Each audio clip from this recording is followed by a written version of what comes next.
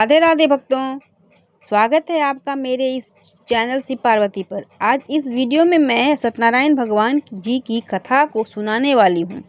ये कथा प्राय हर घर में, सभी घरों में होती है। शुभ कार्य हो या शुभ कार्य की समाप्ति के बाद इस पूजा को करना अनिवार्य ही माना जाता है। तो ध्यान से कथा को सुनिएगा। अगर आप हिंदू हो और भगवान की कृपा प्राप्त करना चाहते हो तो मेरे इस चैनल को सब्सक्राइब कर ले।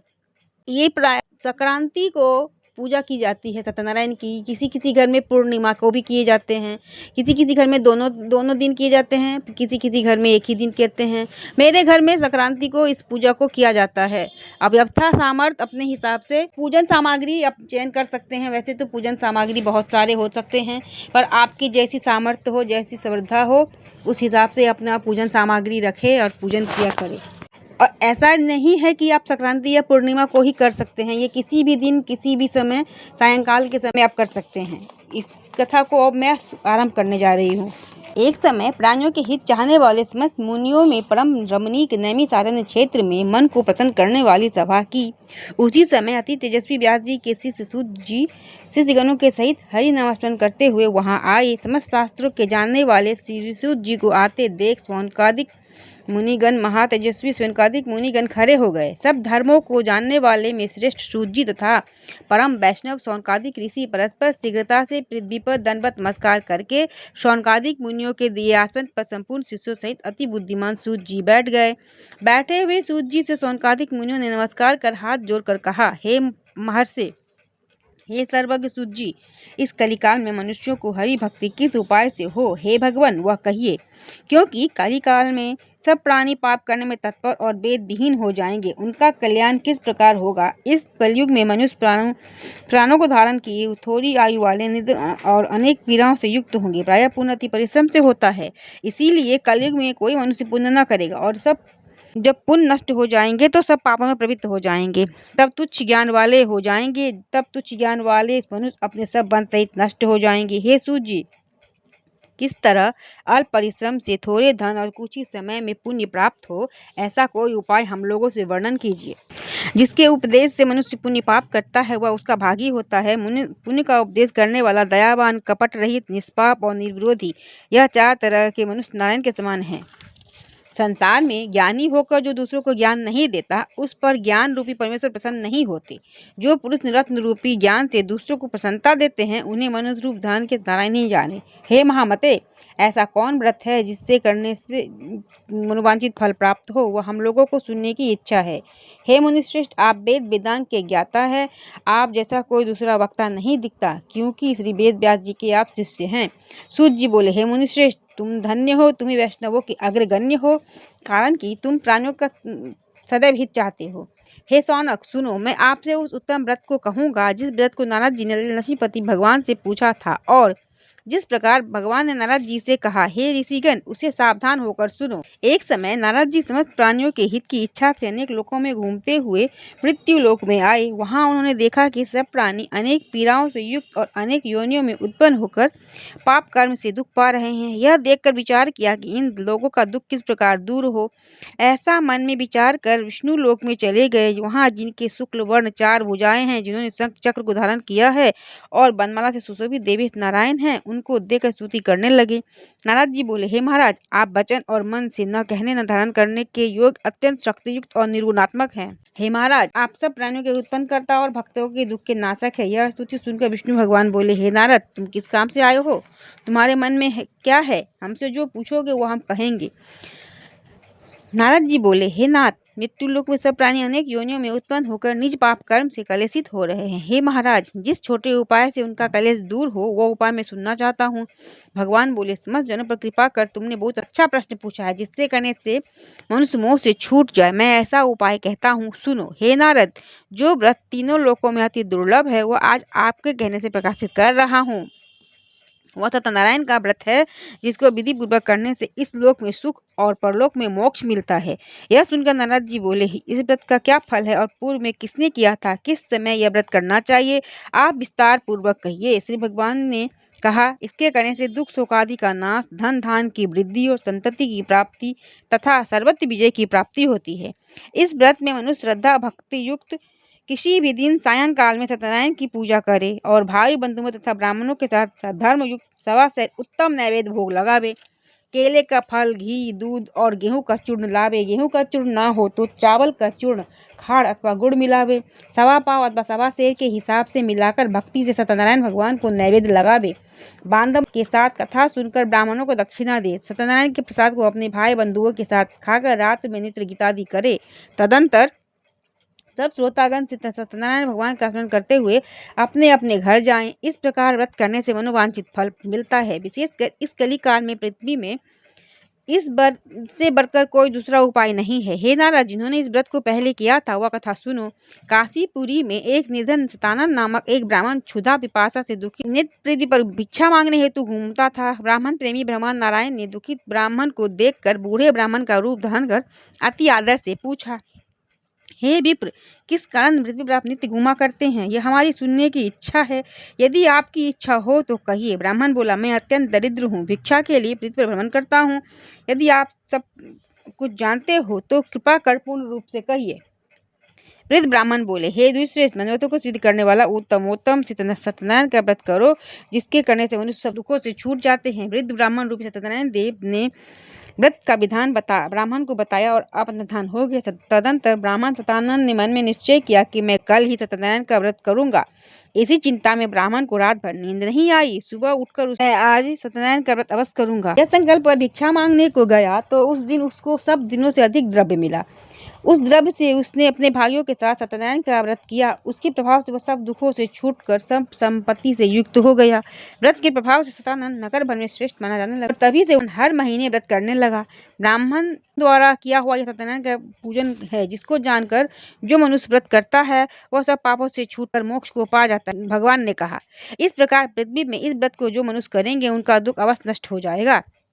सूत जी बोले, हे सौनक, विष्णु भगवान ने जिस तरह कहा था वह तुमसे मैंने कहा, और दूसरी बात जो हो वह पूछो। सौनक जी बोले, हे सूत जी, उस ब्राह्मण के बाद इस व्रत को किसने किया था वह सुनने की इच्छा है। सूत जी बोले, हे मुनियों, जिसने व्रत को किया था वह सुनिए। एक समय वह द्विज निज धर्मानुसार निज बांधवों के साथ व्रत करने को उद्यत हुआ। उसी समय एक लकड़हारा वहां आया। भूख प्यास से पीड़ित काष्ठ के भार को बाहर रख ब्राह्मण के घर जाकर उसने व्रत करते हुए ब्राह्मण को देखा। लकड़हारा नम्रता से हाथ जोड़कर प्रणाम कर बोला, आप यह क्या कर रहे हैं? इसके करने से क्या फल होता है? यह विस्तार पूर्वक कहिए। ब्राह्मण बोला, मनोरथ को देने वाला, दुख और शोक का नाश करने वाला तथा सिद्धि को देने वाला सत्यनारायण का व्रत है, जिसके प्रसाद से यह धनादि प्राप्त हुआ है। यह सुनकर लकड़हारा प्रसन्न हुआ। जो प्रसाद को खाकर और जल पीकर वह भगवान सत्यनारायण का ध्यान करता हुआ अपने नगर को चला गया। आज लकड़ी बेचने से जो द्रव्य प्राप्त होगा उसी से मैं सत्यदेव के उत्तम व्रत को अवश्य करूंगा। ऐसा मन में विचार कर उसने लकड़ी को सिर पर रखा। जहाँ धनी लोग रहते थे उस नगर में गया। उस दिन लकड़हारे को दूना द्रव्य प्राप्त हुआ। वह अत्यंत प्रसन्न हो सुंदर केले का फल, शक्कर, दूध, घी, गेहूं का चूर्ण सबको सवाई लेकर घर में आकर अपने भाई बंधुओं को बुलाकर विधि से सत्यनारायण का व्रत को किया। उस व्रत के प्रभाव से लकड़हारा धन पुत्र से युक्त हो गया। इस लोक में सुख पाकर अंत में सत्यलोक को चला गया। हे मुनिगण, मैं और कथा कहता हूँ, उसको सुनिए। राजाओं में श्रेष्ठ उल्कामुख नामक एक द्विचेंद्रीय राजा था। वह सदैव देव मंदिर जाया करता था। वह ब्राह्मणों को नित्य धन देकर प्रसन्न किया करता था। उसकी कमल की सुदृढ़ मुख वाली प्रमुग्धा पत्नी थी। वह अपनी स्त्री के साथ भद्रशिला नदी के तट पर स्थित सत्यदेव के व्रत को करता था। उसी समय वहां एक वनिया आया। वाणिज्य के लिए बहुत धन से परिपूर्ण नाव को नदी के तीर पर लगाकर आप तट पर उतर गया। वह राजा को व्रत करता हुआ देख नम्रता से पूछने लगा। साधु बोला, हे राजा, आप यह क्या करते हैं? वह हमसे भक्ति पूर्वक कहिए, सुनने की इच्छा है। राजा बोला, हे साधो, यह अति तेजस्वी विष्णु भगवान का पूजन है, जो अपने बांधवों के साथ पुत्रादि प्राप्ति की इच्छा से किया जाता है। तब बनिया नमस्कार कर बोला, हे राजन, इस व्रत को मुझसे कही, मैं भी यह व्रत करूंगा, कारण कि मेरी भी संतान नहीं है, इस व्रत से अवश्य होगी। वह व्रत की विधि जानकर अपने घर में आकर अपनी स्त्री से यह संतान प्रद व्रत कहा और यह संकल्प किया कि जब मेरे घर संतान होगी तब मैं अवश्य सत्यनारायण का व्रत करूंगा। थोड़े ही समय में उसकी स्त्री लीलावती आनंद चित्त से गर्भवती हो गई। उसने 10वें मास एक निर्मल कन्या को उत्पन्न किया। जैसे शुक्ल पक्ष में चंद्रमा की ज्योति बढ़ती है, उसी तरह प्रतिदिन कन्या वृद्धि को प्राप्त हुई। अपनी स्त्री के साथ साधु बनिए ने कन्या का जात कर्म कर कलावती नाम रखा। एक दिन लीलावती अपनी स्वामी से मधुर वचन बोली, पहले का संकल्पित व्रत आगे क्यों नहीं करते? साधु बोला, हे प्रिय, इसके विवाह के समय इस व्रत को अवश्य करूंगा। इस प्रकार स्त्री को समझाकर वह बाहर चला गया। इधर कलावती पिता के घर नित्य बढ़ने लगी। एक दिन धर्म के साधु बनिया ने सखियों के साथ खेलती हुई लड़की को विवाह योग देखकर दूत को बुलाकर कहा, यह विवाह के निमित्त कन्या के लिए योग वर खोज कर ले आओ। साधु की आज्ञा पाकर दूत कांचन नगर में गए। उस नगर से वह एक बानिक पुत्र को लेकर साधु के पास आए। उसने सुंदर गुणयुक्त लड़के को देखा। जाति भाइयों के साथ प्रसन्न हो वो विधान पूर्वक अपनी कन्या का उस बानिक पुत्र के साथ विवाह कर दिया। अभाग्यवश विवाह के समय भी वह इस व्रत को साधु भूल गया। तब सत्यनारायण देव क्रोधित हो गए। कुछ दिन बाद निज कर्म में अति चतुर साहूकार व्यापार की इच्छा से अपने दामाद को लेकर समुद्र के निकट रत्नसार नामक नगर में जाकर व्यापार करने लगा। इसी समय सत्यनारायण स्वामी ने साधु को प्रतिज्ञा से भ्रष्ट देखकर उसको शाप दिया कि तेरे ऊपर बड़ा भारी दुख पड़ेगा। उसी दिन चोरों ने राजा के धन को चुरा अपने पीछे देखते हुए साधु की दिशा को चले। दौड़ते हुए राजा के दूतों को आता देखकर डर कर धन यहाँ ही रखकर आप छिप गए। राजा के दूतों ने साधु के निकट आकर राजा के धन को देखा तो साधु को बांधकर आनंदचित हो राजा के निकट ले जाकर बोले, हे राजन, 2 चोर लाए हैं, इनको देकर आज्ञा दीजिए। राजा साधु को देखकर अविचार से आज्ञा दे दी। फिर तो उन्हें खूब बांधकर बंदी खाने में बंद कर दिया। सूत जी बोले, सत्यदेव जी की माया से चंद्रकेतु राजा ने उन दोनों बनियों के वचनों को कुछ भी न सुना और उनका सब धन ले लिया। सत्यनारायण के श्राप से साधु और दामाद के घर पर स्त्रियां भी बड़ी दुखित हो गई।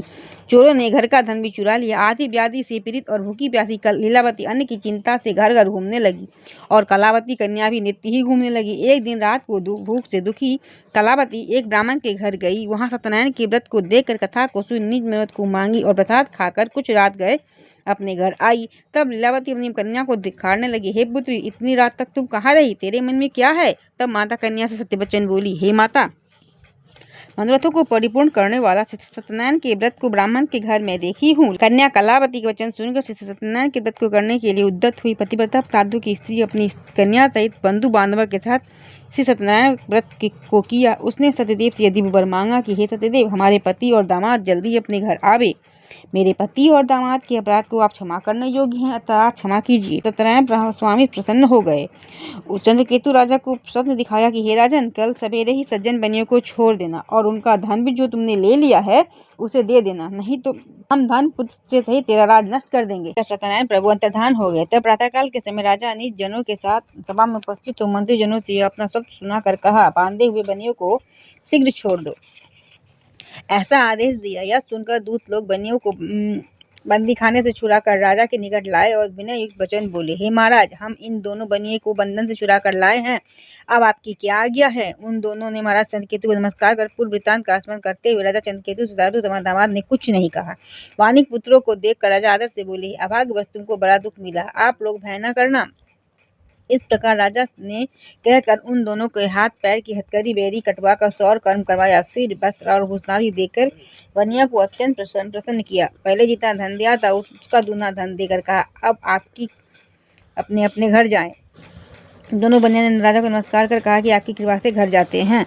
साधु बोले, सूत जी बोले, साधु भगवान को मंगलाचार पूर्वक पूजा कर ब्राह्मणों को धन देकर निज नगर को चला। कुछ दूर जाने पर श्री सत्यनारायण देव ने वैश्य की मन जानने के लिए पूछा कि तुम्हारी नाव में क्या है? मदोन्मत्त महाजन बनिया हंसकर बोला, दंडिनियों, क्यों पूछते हो? क्या धन लेने की इच्छा है? मेरी नाव में लता पत्राधिक है। तब दंडी ऐसे वचनों को सुनकर बोले कि तेरा वचन सत्य हो। ऐसा कहकर आप समुद्र के पास बैठ गए। दंडी के चले जाने पर नित्य क्रिया कर नाव को ऊपर उठा देख साधु को आश्चर्य हुआ। ज्यों ही उसने नाव में लताधिक देखा त्यों ही मूर्छा को प्राप्त हो भूमि पर गिर गया और सचेत होने पर अति चिंता करने लगा। साधु से दामाद बोले कि व्यर्थ योग क्यों करते हो? वही दंडी महाराज ने साथ दिया है, वही सब कुछ कर सकते हैं, इसमें कुछ संशय नहीं। इसीलिए उन्हीं के शरण में चलने, क्योंकि मनोरथ उन्हीं से सिद्ध होगा। साधु दामाद के वचन सुनकर दंडी के पास गए और दंडी को प्रणाम कर भक्ति से देखकर वैश्य आदरयुक्त वचन बोले, जो मैंने आपसे कहा था उस अपराध को क्षमा कीजिए। यह कहकर बारंबार नमस्कार कर शोकाकुल हो गया। तब दंडी उसको रोते हुए देख कर बोले, रो मत, मेरी वचन को सुन। तू मेरी पूजा से सदा मुंह फेरे रहता है और मेरी इच्छा से दुर्बुद्धे तुझे बारंबार दुख मिला है। भगवान का यह वचन सुनकर साधु स्तुति करने लगा। साधु बोला कि स्वामिन, आपकी माया से मोहित ब्रह्मादि देवता भी आपके अद्भुत रूप और गुण को नहीं जानते। मैं आपसे मोहित होकर मैं मूड आपको कैसे जान सकता हूँ। अतः हमारे ऊपर प्रसन्न हो जाइए। मैं यथा विभव विस्तार से आपका पूजन करूंगा। मैं आपके शरणागत हूँ, मुझे पहले वाला सब धन दीजिए। उसके बिना युग वचन सुनकर भगवान प्रसन्न हो गए और मनोवांछित वर देकर वही अंतर्धान हो गए। साधु नाव को धन से परिपूर्ण देखकर उस पर चढ़ गया। सत्यदेव की कृपा से मनोरथ पूर्ण हुआ। यह बात अपने स्वजनों से कह यथा विधि पूजन कर सत्यदेव की कृपा से बड़ा हर्षित हुआ। नाव को यत्न से सहेज कर अपने देश को चल दिया। अपने नगर के समीप साधु आकर दामाद से कहने लगे कि ये मेरी यत्न पूरी देखो। ऐसा कहकर उसने धन की रक्षा करने वाले दूत को वहां भेजा। उस दूत नगर में जाकर साधु की धर्मपत्नी को देखकर प्रणाम कर बोला कि दामाद सहित साहूकार बहुत से इष्टमित्र और धन के साथ आ गए हैं। दूत के मुख से ऐसे वचन सुनकर साधु स्त्री बड़ी हर्षित हो सत्यदेव का पूजन कर कन्या से कहने लगी, मैं जाती हूँ, तुम भी शीघ्र व्रत समाप्त कर आओ। लड़की इस प्रकार का वचन सुनकर जल्दी व्रत समाप्त कर प्रसाद को भूल से न खाकर अपने पति को देखने चली गई। इससे सत्यदेव ने क्रोधित होकर उसके पति को नाव सहित जल में डुबो दिया। कलावती कन्या अपने पति को न देखकर शोक से रोती हुई भूमि पर गिर पड़ी। साधु ने कन्या के अति डरे हुए मन से पूछा, यह क्या हुआ, और नाव चलाने वाली चिंता करने लगे। तब लीलावती कन्या को दुखी देखकर अति विह्वल होकर रोने लगी और पति से कहने लगी, इसी क्षण नाव के साथ वो कैसे अलक्षित हो गए। न जाने किस देवता के नादर से जो नौका जल में नहीं दिख रही है। श्री सत्यदेव के महात्म को कौन जान सकता है। यह कहकर उसने अपने जनों के साथ विलाप करती हुई कन्या को गोद में लेकर रोने लगी। और कलावती भी स्वामी को न देखने से अति दुखित हो पति की पादों का लेकर सती होने की इच्छा करने लगी। कन्या का यह चरित्र देखकर धर्मज्ञ साधु बनिया स्त्री के साथ अत्यंत शोक से युक्त होकर विचार करने लगा कि मैं सत्यदेव की माया से बारंबार चला गया हूँ। अब यथा विभव से सत्यनारायण का पूजन करूंगा। इस प्रकार सबको बुलाकर कहने लगा। वह और बारंबार पृथ्वी पर गिरकर सत्यनारायण भगवान को साष्टांग दंडवत किया। इसी पर दीनों के पालन करने वाले सत्यनारायण भगवान प्रसन्न हो गए। भक्त वत्सल सत्यदेव की कृपा से आकाशवाणी हुई कि तुम्हारी कन्या प्रसाद को त्याग कर पति को देखने चली आई। इसी कारण पति अदृश्य हो गया है। यदि वह पुनः घर जाकर प्रसाद भक्षण कर आवेगी तो पति को निसंदेह पावेगी। कन्या ने यह आकाशवाणी सुनकर शीघ्र ही घर जाकर प्रसाद को भक्षण कर अपने पति को देखा। तब कलावती प्रसन्न होकर अपने पिता से कहने लगी, अब शीघ्र ही घर चलिए, विलम्ब न करिए। कन्या के वचन सुनकर साधु दामाद सहित बांधवों के साथ अपने घर को गया। उस दिन से वह हर महीने और संक्रांति पर विधि पूर्वक सत्यदेव की पूजा करने लगा। इस तरह सुख प्राप्त कर वह में सत्यदेव के लोक को चला गया। फिर सूत जी कहते हैं, हे मनुष्य, आपसे और भी कथा कहता हूँ। सूत जी बोले, प्रजा पालन में तत्पर एक तुंगध्वज नामक राजा था, जिसने सत्यदेव के प्रसाद को त्यागने से अति दुख पाया। एक दिन उसने वन में जाकर मृगादि अनेक पशुओं को मारा और पीछे आकर वटवृक्ष के नीचे सत्यदेव भगवान का पूजन किया। देखा जिसको गोप लोग बंधु बांधव युद्ध प्रसन्न चित्त से करते थे। अहंकार से राजा वहां न गया न सत्यदेव को प्रणाम किया। जब वे गोप प्रसाद देने लगे तो राजा ने प्रसाद का अनादर किया। तब वे गोप वहां प्रसाद को रख कर चले गए। राजा ने प्रसाद का अनादर किया। इस तरह प्रसाद का अनादर करने से उसने अति दुख पाया। उस राजा के 100 पुत्र थे, वे मर गए और धन धान्य भी नष्ट हो गए। तब राजा ने अपने मन में विचार किया कि सत्यदेव ने ही धन नष्ट कर दिया है, इसीलिए मैं वहीं जाऊं जहां सत्यदेव का पूजन होता था। यह विचार जहां जाकर हीरो के साथ भक्ति श्रद्धायुक्त वृत्ति से उसने सत्यदेव का पूजन किया। तब सत्यदेव ने प्रसाद से धन धान्य युक्त हुआ और इस लोक में सुख पाकर अंत में सत्यलोक को गया। इस जो प्राणी अति दुर्लभ सत्यदेव का व्रत को करता है, भक्ति युक्त होकर पवित्र फल देने वाली कथा को सुनता है, उसको सत्यदेव के प्रसाद से धन दान आदि प्राप्त होते हैं। दरिद्र धन पावे, कैदी छूट जावे, भायार्थ भय से छूटे, इसमें कोई संशय नहीं है। इस पुनीत व्रत को करने से प्राणी सदा सुख पाकर अंत में सत्यदेव के लोक को जाता है। सूत जी कहते हैं, हे विप्रो, मैंने सत्यनारायण की व्रत को आप लोगों से कहा, जिसके करने से मनुष्य सब दुखों से छूट जाता है। विशेषकर सत्यदेव की पूजा कली काल में फल देने वाली होगी। इन्हीं को कोई काल, कोई सत्य, कोई परमेश्वर, कोई सत्यनारायण और कोई सत्यदेव कहेंगे। सत्य रूपी विष्णु सनातन कलयुग में अनेक रूप धारण कर सबको वांछित फल देने वाले होंगे। हे मनुष्य, जो प्राणी इसको पढ़ता है या सुनता है, इसके संपूर्ण पाप सत्यदेव के प्रसाद से नष्ट हो जाते हैं, इसमें कुछ संशय नहीं। इस तरह ये सत्यनारायण की कथा यहाँ समाप्त होती है। अगर मेरी ये चैनल आप नए आए हो तो इसे आप सब्सक्राइब करें और मेरे चैनल पर बने रहें और बेल आइकन को भी दबा लें, ताकि मैं जो कुछ भी वीडियो डालूं आपको पहले से पहले मिल जाया करे। अगर आपको ये वीडियो अच्छा लगा हो तो एक लाइक ज़रूर करें, इससे हमें मोटिवेशन मिलता है। Thanks for watching.